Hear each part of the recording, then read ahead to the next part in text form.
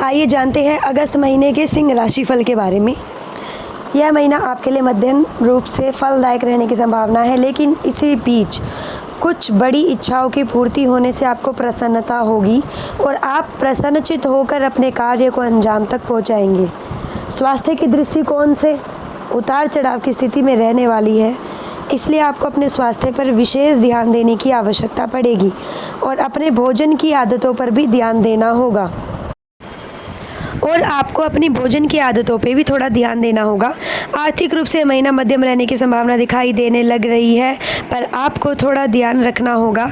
नियमित रूप से आपको आपकी आमदनी जो है वो नियमित रूप से रहेगी, लेकिन बहुत अधिक ना होकर खर्चों के मुकाबले कमज़ोर पड़ सकती है, जिससे आर्थिक तौर पे कुछ चुनौतियों का सामना करना पड़ सकता है। इसलिए महीने की शुरुआत से ही अपने खर्चों को नियंत्रण में रखने का प्रयास करें। जहाँ तक आपके परिवार का सवाल है तो उसमें कोई बड़ी समस्या दिखाई नहीं देती है। नौकरी करने वाले जातकों को अपने काम में अच्छा बदलाव प्राप्त हो सकता है। आपको अत्यधिक भावेश में आकर किसी से कुछ बोलने से बचना चाहिए। यदि आप ऐसा करते हैं तो आपको बहुत लाभ होगा। व्यापार करने वाले जातकों को चुनौतियों का सामना करना पड़ सकता है। व्यापारिक चुनौतियों से कुछ बाधाएं आपके व्यापार में बन सकती है और कुछ लेबर से संबंधित समस्याएं भी सामने आ सकती है। विद्यार्थियों को अपने शिक्षा में अनुकूल परिणामों की प्राप्ति हो सकती है और अपने जो आपके प्रयास रहेंगे वो आपको अच्छी सफलता भी दिला सकते हैं। प्रेम संबंधों के लिए महीना उतार चढ़ाव से भरा रहने वाला है, फिर भी आपके दिल में प्यार रहेगा, जिससे आप अपने रिश्तों को संभाल पाएंगे। विवाहित जातकों को प्रेम के साथ साथ कुछ पारिवारिक चुनौतियों का भी सामना करना पड़ सकता है, जिन पर ध्यान देकर आप अपने रिश्ते को खूबसूरत बना सकते हैं। इस महीने आपके विदेश जाने की संभावनाएं बहुत प्रबल रहेंगी, इसलिए आप यदि विदेश जाना चाहते हैं तो कठिन प्रयास करें, आपको सफलता मिल सकती है। आइए अब आपके कार्य क्षेत्र के बारे में बात करेंगे। करियर के दृष्टिकोण से महीना ठीक ठाक रहने की संभावना दिखाई दे रही है। दशम भाव में महीने की शुरुआत में बृहस्पति और मंगल जैसे ग्रहों का प्रभाव रहेगा। इन ग्रहों के प्रभाव से आप अपने काम में परिपक्व रहेंगे। आप अपने अनुभव और अपनी ऊर्जा का पूरा लाभ उठाएंगे और अपने काम को बहुत सुंदर तरीके से अंजाम तक पहुँचाते रहेंगे। आपको दिए गए कार्य सही समय पर और सही अवस्था से या सही व्यवस्थित ढंग से पूरे आप कर पाएंगे। आपकी परियोजनाओं की प्रगति उल्लेखनीय होगी, जिससे आपको कार्य क्षेत्र में अच्छी उपलब्धि प्राप्त हो सकती है।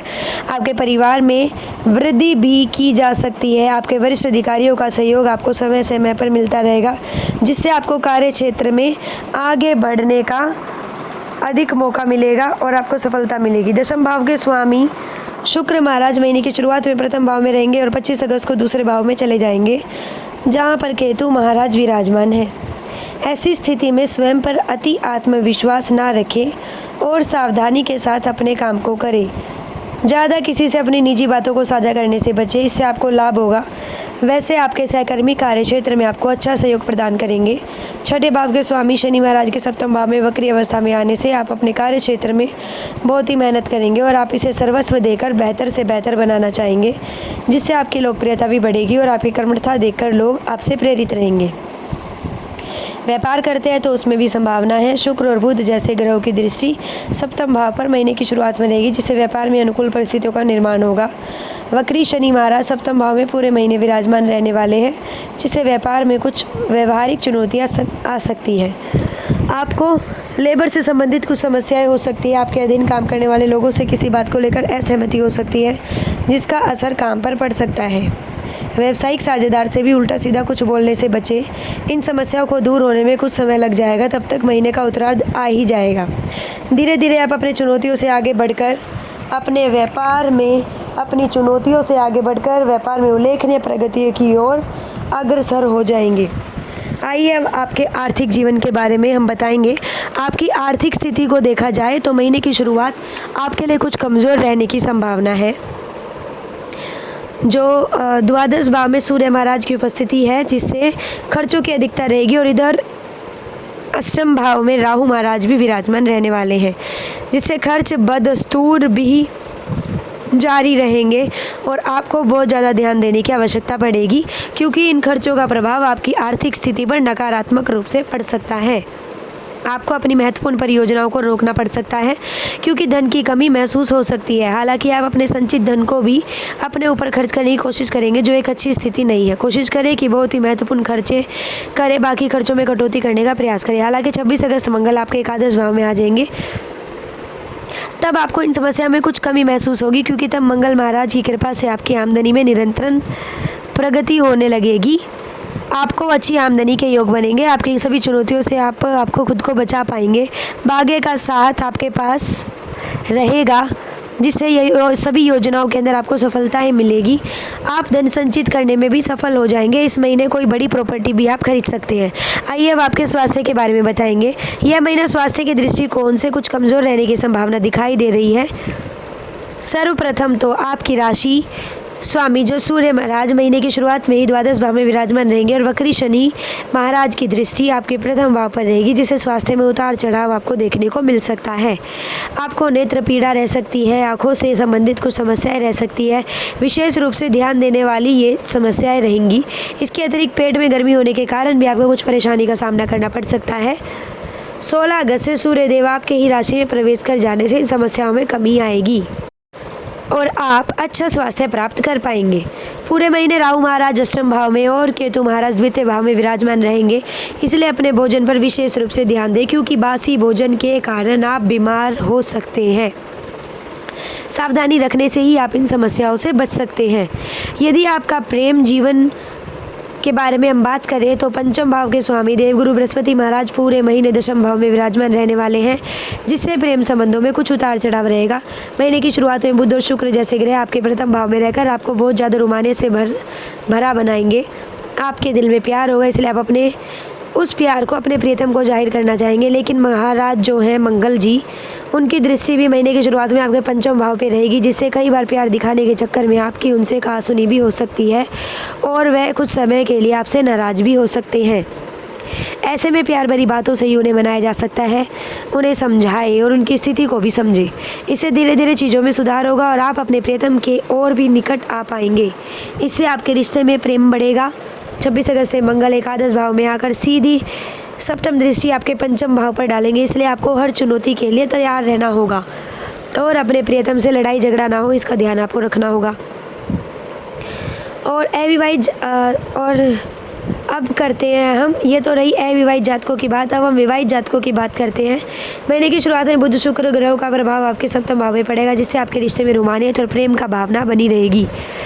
वक्री शनि महाराज सप्तम भाव में रहेंगे, जिससे आपके जीवन साथी आपके उसूलों के पक्के रहेंगे, अपने उन पर अमल भी रहेगी। मतलब अपनी बातों को वो मजबूती के साथ कहना पसंद करेंगे और उन पर अमल भी करेंगे। अनुशासित होकर आप अपने वैवाहिक जीवन को भली प्रकार से संभाल सकते हैं, लेकिन अपने जीवन साथी से कुछ भी कड़वा कहने से बचें। राहु महाराज आपके अष्टम भाव में पूरे महीने रहने वाले हैं, जिससे आपको अपने ससुराल पक्ष के लोगों से मिलने जुलने का मौका मिलेगा। कुछ खास बातों पर उनसे चर्चा हो सकती है। महीने की शुरुआत में मंगल का प्रभाव आपके प्रथम भाव पर रहेगा। जल्दबाजी में अगर कोई भी ऐसा काम करने से बचे या कहने से कुछ भी ऐसा बचे। 16 अगस्त सूर्य महाराज आपकी राशि में प्रवेश कर जाएंगे। तब सूर्य और शनि का समस्त जो है समसप्तक योग बनेगा और यह कुछ समय के लिए समस्या को जन्म दे सकता है, इसलिए आपको सावधानी रखनी होगी। हालांकि आपकी आपसी समझदारी और आपसी प्रेम से जो रिश्ता है वो हर समस्याओं को आप बचा के रखेगा।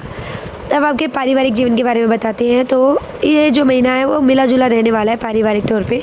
इस महीने में दूसरे भाव के जो केतु महाराज हैं वो विराजमान रहेंगे। केतु महाराज का दूसरे भाव में विराजमान रहना ऐसी बातें कर सकता है जिसके दो अर्थ निकलते हैं और सामने वाले आपकी बात का गलत अर्थ निकाल सकते हैं, यानी कि आपकी बातों को तोड़ मरोड़ कर महसूस किया जा सकता है, जिससे घर का माहौल जो है वो बिगड़ सकता है। दूसरे भाव के स्वामी बुध महाराज शुक्र देव के साथ महीने की शुरुआत में आपके प्रथम भाव में रहेंगे, जिससे परिवार और कुटुंब के लोगों का आपको साथ मिलेगा और उनसे आपका प्रेम बढ़ेगा। लेकिन 22 अगस्त से बुध महाराज वक्री अवस्था में होकर द्वादश भाव में चले जाएंगे, जिससे कुटुंब में खर्चों के योग बनेंगे और परिवार में कुछ समस्याएं सामने आ सकती है। 25 अगस्त से शुक्र आपके दूसरे भाव में आ जाएंगे, इससे घर में किसी फंक्शन को लेकर गहमा गहमी बढ़ सकती है और आपके भाई बहन पूरी तरह से सहयोगात्मक रहेंगे और उनकी मदद से उनके बहुत सारे काम बनेंगे। चौथे भाव के स्वामी मंगल महाराज बृहस्पति देव के साथ दशम भाव में महीने की शुरुआत में विराजमान रहेंगे और चतुर्थ भाव पर दृष्टि डालेंगे। इससे पारिवारिक जीवन में संतुलित बनेगा। आपको भूमि अथवा भवन का लाभ भी हो सकता है। कोई बड़ी प्रॉपर्टी खरीदने में कामयाबी मिल सकती है और फिर 26 अगस्त से मंगल महाराज जो है मिथुन राशि में आपके एकादश भाव में चले जाएंगे। इस दौरान भाग्य का साथ मिलेगा और संपत्ति के क्रय विक्रय से लाभ मिल सकता है। परिवार को खुशी होगी और यह समय परिवार की खुशियों को बढ़ाने वाला होगा। चलिए अब आपको साथ के साथ कुछ उपाय भी बता देते हैं। आपको प्रतिदिन सूर्यदेव की आराधना करनी चाहिए और श्री आदित्य हृदय स्रोत का पाठ करना चाहिए। बृहस्पतिवार के दिन केले के वृक्ष को जल चढ़ाकर उसकी पूजा करनी चाहिए।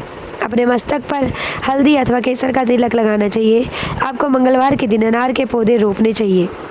और ऐसे अन्य राशि को जानने के लिए हमारे चैनल लोक सेवा धर्म को सब्सक्राइब करें व वीडियोज़ को लाइक करना ना भूलें।